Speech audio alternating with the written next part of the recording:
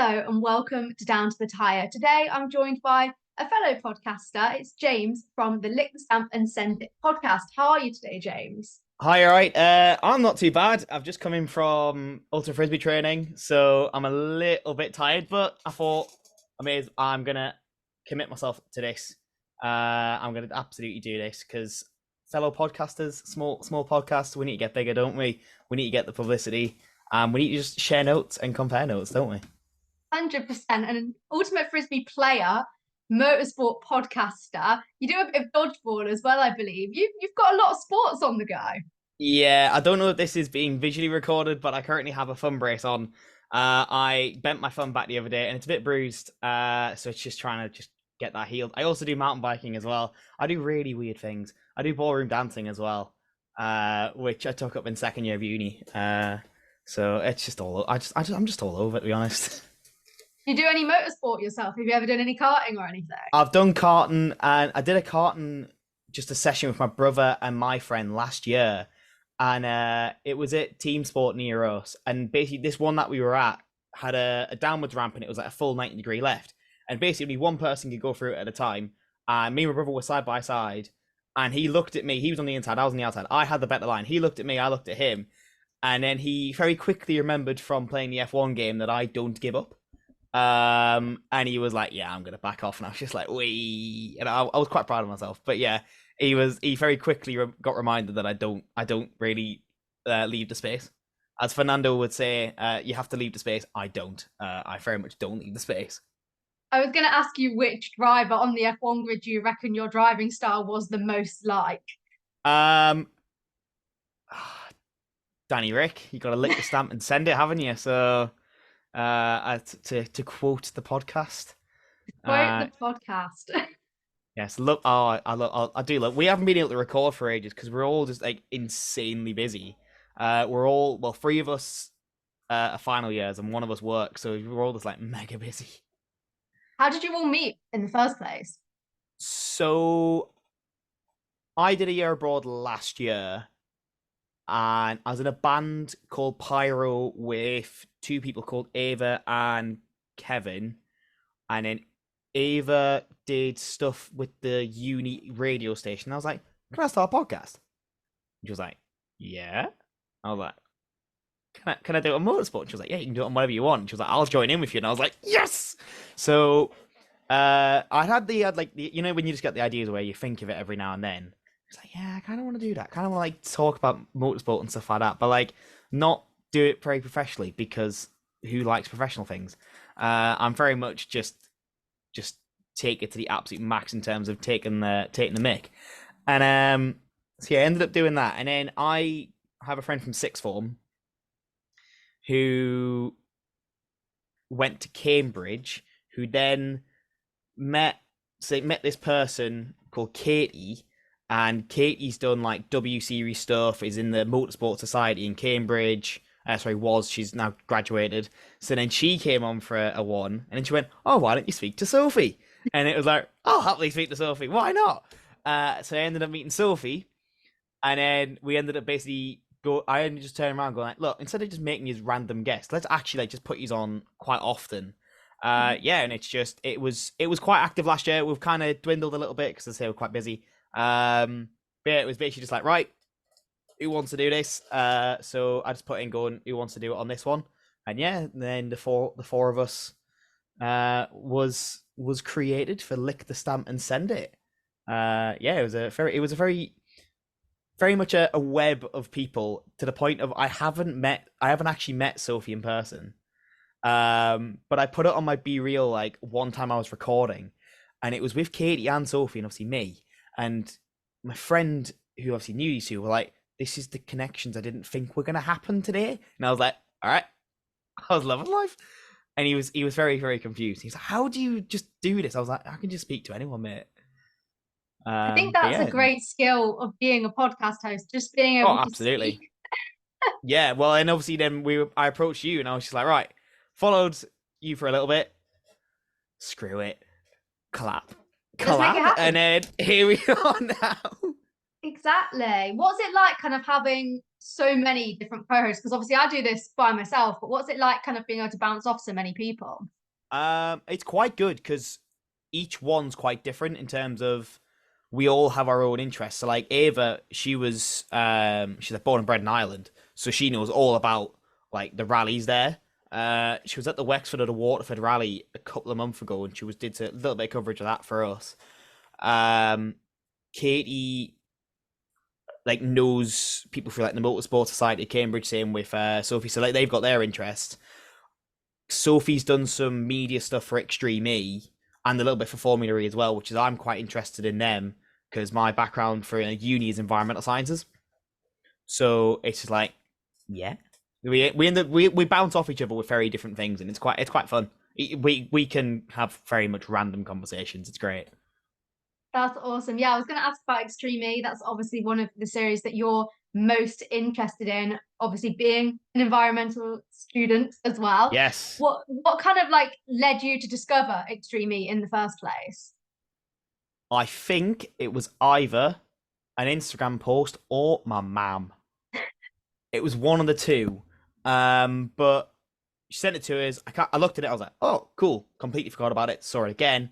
Watched the first ever race of it. It was in Saudi, but it wasn't on the beach in Saudi. It was in like the desert, and it was a bit rubbish because they kicked up all the dust and you just couldn't see people.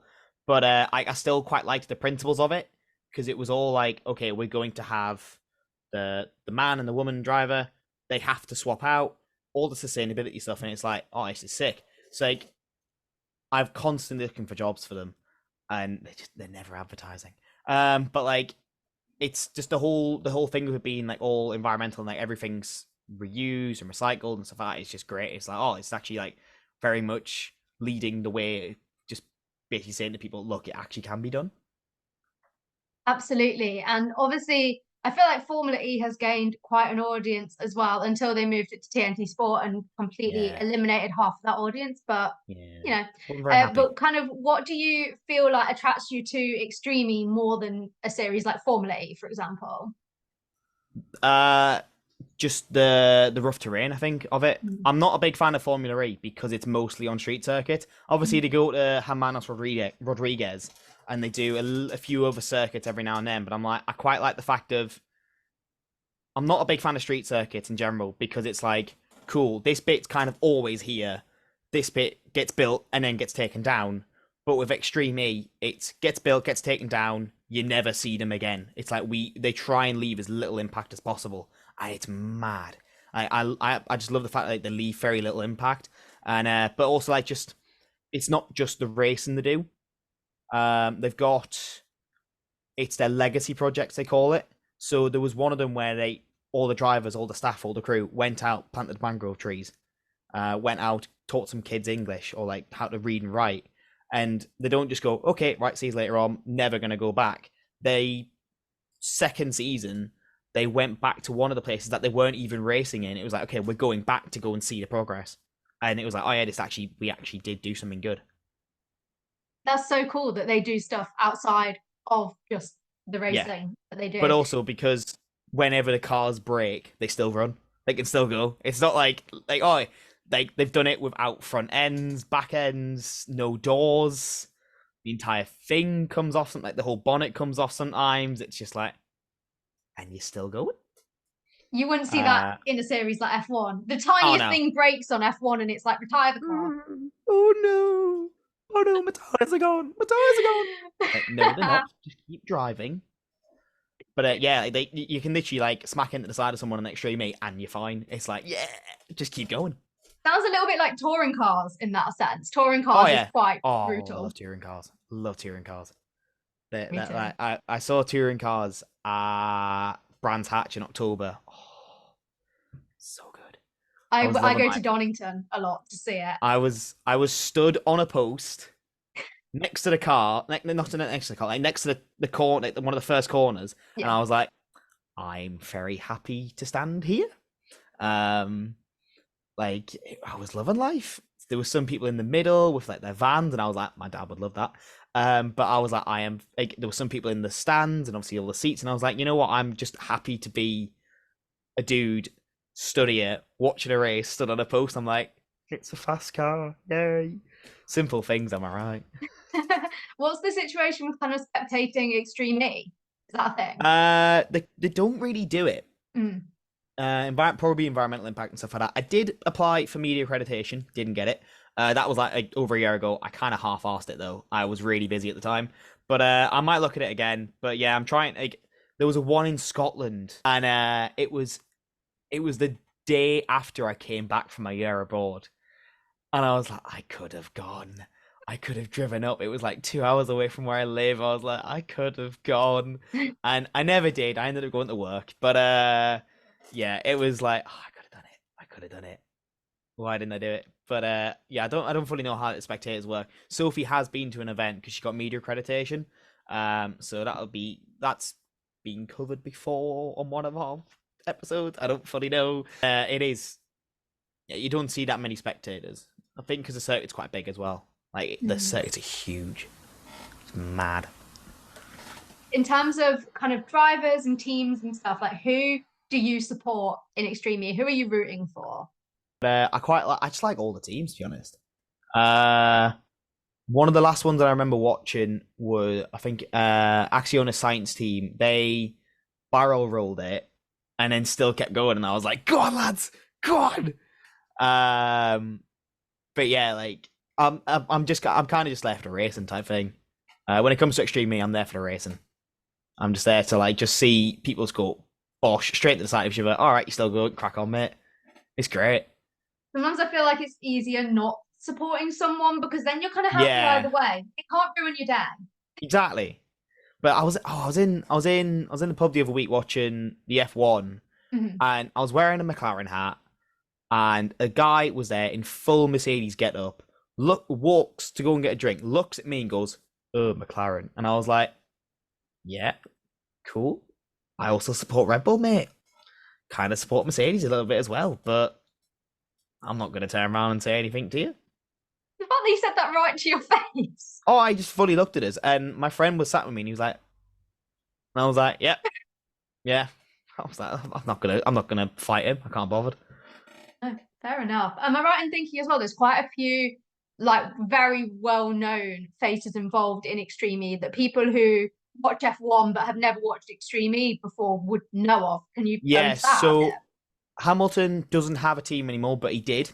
bit? So he had X44, X44 Vida Carbon Racing, I believe it was. Then you've got RXR, which is Rosberg's. Tanner Faust, if you know who Tanner Faust is. He's not touring car, rallycross driver. I think he actually did do some touring cars as well. Did also host Top Gear USA. Christina Gutierrez, she's won 3 different like big series, and then there's also a dentist, and it's like fair dues. Actually on a science team that's ran by Carlos Sainz's dad, Carlos Sainz Senior, he does Dakar Rally. There is quite a few. When you look at it, you go, I know you, I know you, I know you. I've seen you on that. I've seen you on that. Oh, I also know that person as well. You do look and you go, yeah, I actually recognize all them.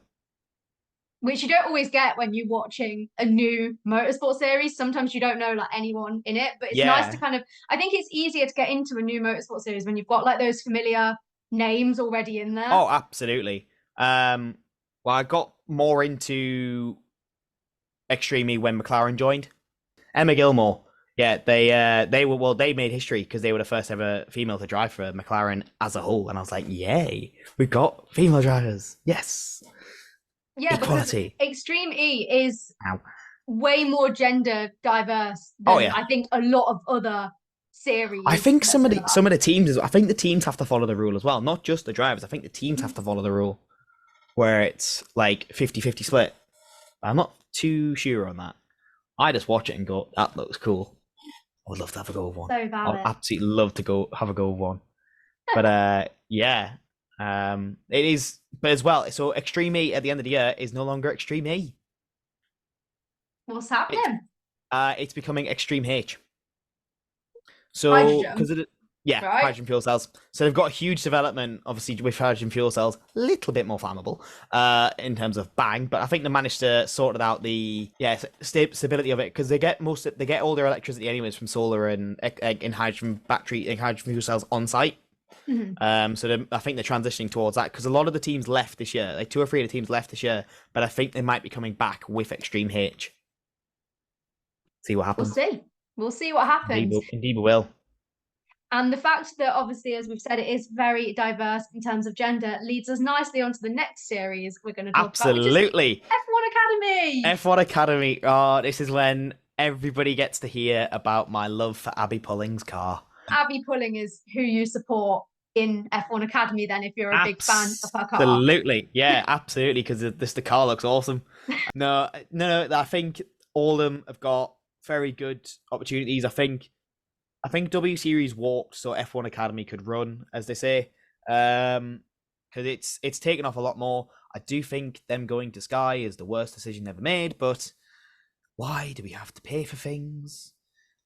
Because that's what happened with W Series. Went off Channel 4, went to Sky, and it was just like, this is not accessible anymore. But they put all the highlights on YouTube anyway, so I sat watching them from the Saudi race. Silverstone last year, I was like, oh yeah, they're going to go Silverstone. I found out they weren't, and I was like, oh, they're not going to Silverstone. Oh, not going to Silverstone this year either. I feel like they're tending to annoying. do the rounds where F2 and F3 aren't, because I don't think they can actually fit F1, Yeah, F2, because F3, obviously everything's and there. But as yeah. well, I will say as well, I think it was a very good idea to go to Saudi and obviously place it in the Middle East. Obviously with the women's representation. It's Miami next. That's the Ooh. 3rd and 5th of May. I was quite annoyed when they didn't go to. Do you think they made the decision to do rounds in the Middle East on purpose because of that Oh yeah, representation aspect? absolutely. But I think they are progressing quite a bit because one of the countries has a new karting scheme that came in. Yeah, because I feel like with W Series, I think the problem was, speaking of kind of karting initiatives coming in, the problem was they didn't have much support before W Series getting into it, and then they didn't have much support after, obviously, hence why Jamie was kind of stuck there for a long time. I Yeah. feel like that is one of the things that F1 Academy is doing a lot better at. Yeah. Now this year they're getting super license points. Whoever Yeah. comes first, was it 10 super license points? Obviously a good step.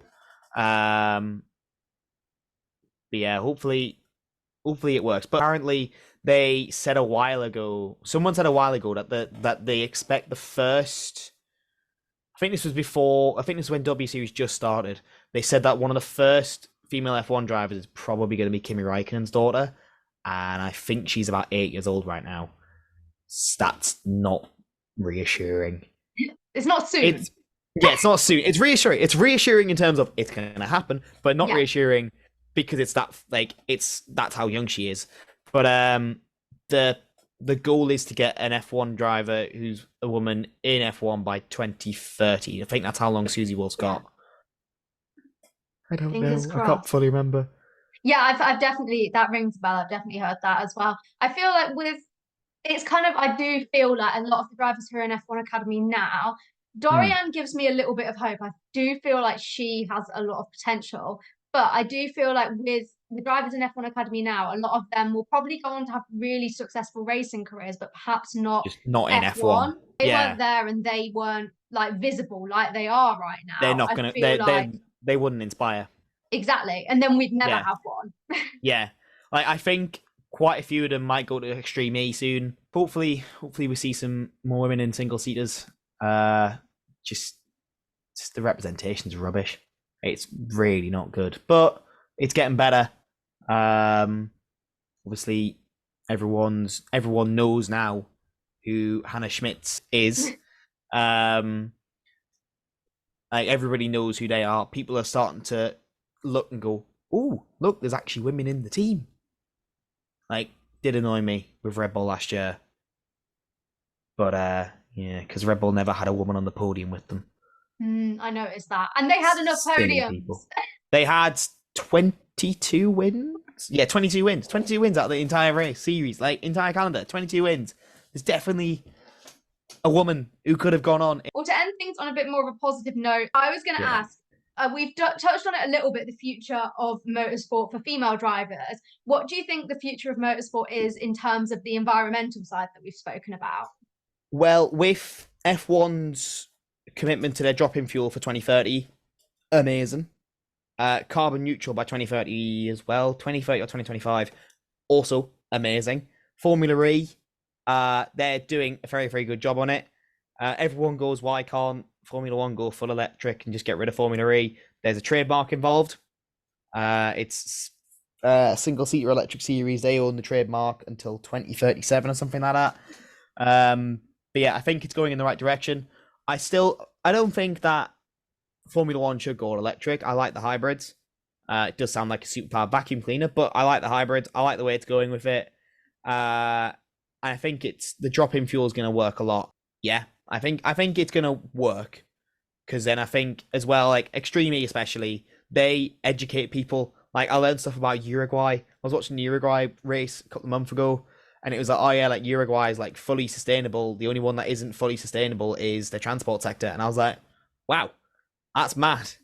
And like I learned that, and because it was something that people watch. Obviously, I have a different understanding of it to somebody who doesn't study environmental sciences, like compared to my dad, for example, because he doesn't study that. But as well, he was a mechanic. Well, he was, still is. He's a mechanic, so he was like, "Oh, that's pretty cool."